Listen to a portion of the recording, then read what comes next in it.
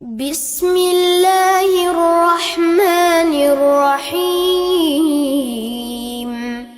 تبت يدا أبي لهب وتب ما أغنى عنه ماله وما كسب سيصلى نارا ذات لهب. வருமான சான்றிதழ் இது ரொம்ப முக்கியமான ஒரு சான்றிதழாக படிக்கக்கூடிய மாணவர்களுக்கு, கல்லூரி மாணவர்களுக்கெல்லாம் ரொம்ப அவசியமான ஒன்றா இருக்குது. எவ்வளோ தகப்பனார் வருமானம் சம்பாதிக்கிறாருன்னு வச்சு தான் அவங்களுக்கு கொடுக்கக்கூடிய அந்த உதவித்தொகைகளை என்ன செய்கிறாங்க, நிர்ணயம் பண்ணுறாங்க. இதுவும் வருவாய்த்துறை மூலயமாகத்தான் வட்டாட்சியர் அலுவலகம், தாசில்தார் ஆஃபீஸ் வழியாக தான் என்ன செய்கிறாங்க, இதை கொடுக்குறாங்க.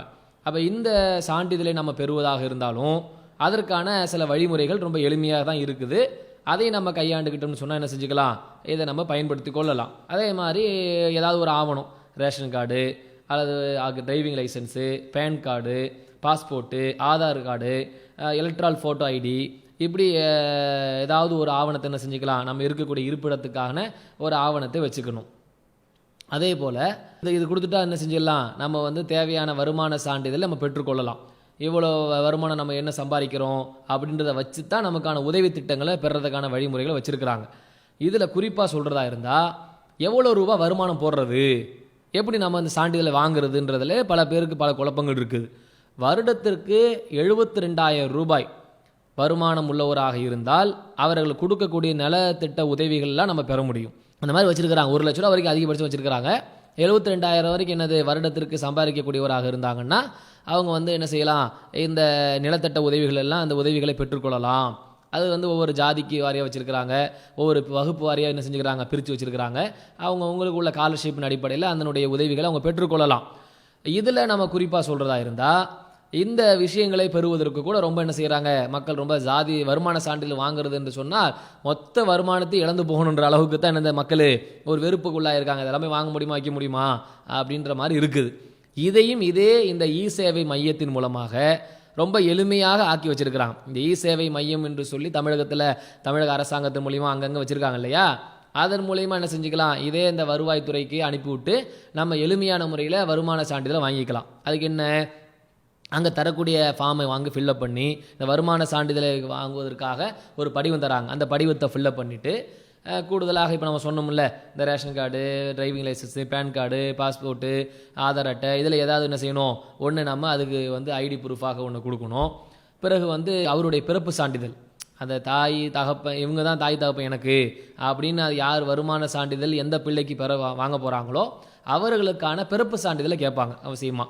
இவர் இந்த தாய் தகப்பன் தான் பிறந்திருக்கிறாரு அப்படின்னு கொடுக்கறதுக்காக இருந்தால் அதுக்கான பிறப்பு சான்றிதழை கேட்பாங்க. இந்த பிறப்பு சான்றிதழ், அதே மாதிரி ஏதாவது ஒரு ஆவணம், இருப்பிடத்துக்கான சான்றிதழ், அவங்க தரக்கூடிய படிவத்தை ஃபில்லப் பண்ணிட்டோம்னு சொன்னால் இது 50 ரூபா பைசா கட்டணும். பொருளாதாரம் கொடுத்தோம்னா 50 ரூபா காசை கட்டிட்டு அந்த ஃபார்மை ஃபில்லப் பண்ணி ஸ்கேன் பண்ணி அவங்க அனுப்பிட்டாங்கன்னா அதே மாதிரி நமக்கு ஒரு எஸ்எம்எஸ் வந்துடும். 2-3 நாளில் நம்ம வாங்கி கொள்ளலாம் அப்படின்னு நமக்கு ஒரு எஸ்எம்எஸ் வரும். அந்த எஸ்எம்எஸ் வந்த பிறகு நீங்கள் கொண்டு போய் காட்டினீங்கன்னா உங்களுக்கு வருமான சான்றிதழை அவங்களே பிரிண்ட் அவுட் எடுத்து கையில் கொடுத்துருவாங்க. போய் நீங்கள் மெனக்கடக்கூடிய நேரம் என்று பார்த்தால் ஒரு அரை மணி நேரம் கூட அதிகபட்சம் வராது.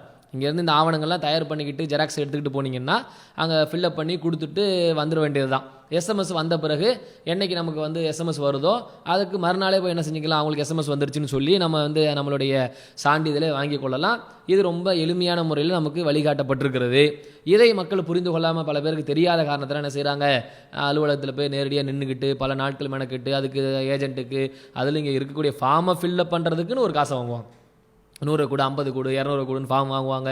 அதுக்குள்ளே போய் நான் தாசில்தார்கிட்ட கையெழுத்து வாங்கினா அதுக்கு ஒரு 100 ரூபா கொடு, அது உள்ள அவனுக்கு ஃபார்மில் இன்னொரு டேபிளுக்கு மாற்றணும் அதுக்கு ஒரு 200 ரூபா கொடு, இப்படின்னு 1000-2000 ரூபா செலவு பண்ணி தான் என்ன செய்வாங்க, இந்த வருமான சான்றிதழை வாங்குறதுக்கு பல வருமானத்தை இழக்க வேண்டிய ஒரு நிலை இருக்கும். ஆனால் இங்கே இப்போ ரொம்ப எளிமையாக அரசாங்கம் என்ன செஞ்சுட்டாங்க, 50 ரூபா தான் உங்களுக்கு அதிகபட்ச செலவு. இங்கேருந்து போயிட்டு அந்த ஃபார்மை ஃபில்லப் பண்ணி ஆவணங்களை கொடுத்துட்டு 50 ரூபா நீங்கள் அங்கே ஸ்கேன் பண்ணி அனுப்புறதுக்கான சார்ஜை கொடுத்துட்டிங்கன்னா உங்களுக்கு எஸ்எம்எஸ் வந்துடும். நீங்கள் என்ன செஞ்சுக்கலாம், இந்த சான்றிதழை பெற்றுக்கொள்ளலாம். இதுவும் நமக்கு என்னது ரொம்ப எளிமையான முறையில் வழிகாட்டப்பட்டிருக்கிறது.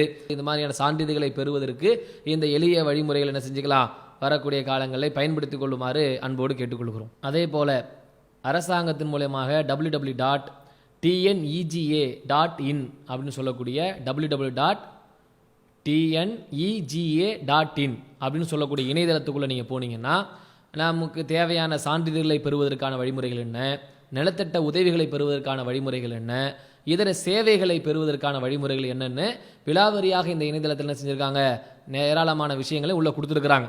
தேவைப்படக்கூடிய சகோதர சகோதரிகள் அதுக்குள்ளே நீங்கள் நுழைஞ்சு என்ன செஞ்சுக்கலாம் பார்த்தீங்கன்னு சொன்னால் அதையும் நீங்கள் தேவையான உதவிகளை நீங்களாகவே படித்து தெரிஞ்சு பெற்றுக்கொள்ளக்கூடிய அளவுக்கு தான் எல்லாமே இருக்குது. இது தெரியல எங்களுக்கு இது மாதிரியான விஷயங்களுக்கு உதவி செய்யணும் அப்படின்னு சொன்னால் அருகாமையில் இருக்கக்கூடிய தமிழ்நாடு தௌஹீத் ஜமாத்துடைய கிளை மாவட்ட நிர்வாகிகளை நீங்கள் அணுகுனீங்கன்னா அவங்க உங்களுக்கு தேவையான உதவிகள் என்ன செய்வாங்க, எங்கே போகணும், யாரை பார்க்கணும், அதுக்கான சான்றிதழை பெறுவதற்கான ஆவணங்கள் என்னென்ன தேவை இருக்குன்றதெல்லாம் என்ன செய்வாங்க உங்களுக்கு எளிமையாக பூர்த்தி செய்து கொடுப்பதோ அதை வாங்கி தருவதற்கான வழிகாட்டுதல் செய்வதையும் நம்முடைய ஜமாத்தின் சார்பாக உங்களுக்கு செய்வாங்க இன்ஷா அல்லாஹ்.